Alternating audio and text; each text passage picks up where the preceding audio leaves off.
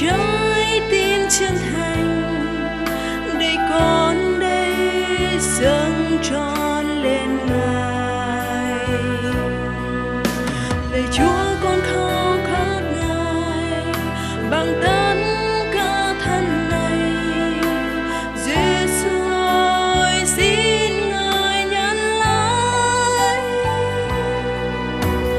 xin ban cho con Thánh Linh Ngài, xin ban cho con thân của Chúa,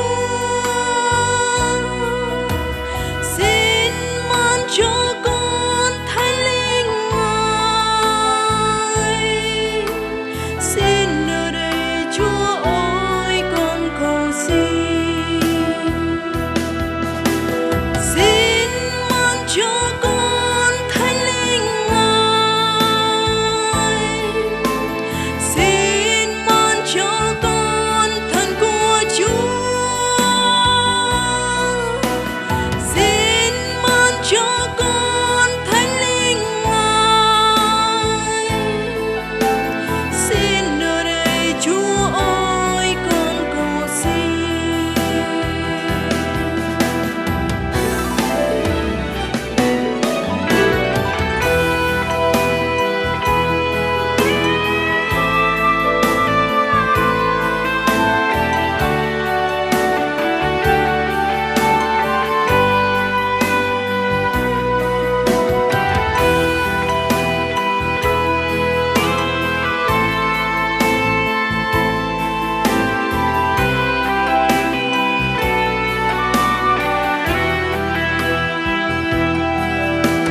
Lạy Chúa, con khao khát Ngài bằng trái tim chân thành để con đây dâng trọn lên Ngài. Lạy Chúa, con khao khát Ngài bằng tất cả thân này. Giêsu ơi, xin Ngài nhận lấy, xin ban cho con Thánh Linh Ngài,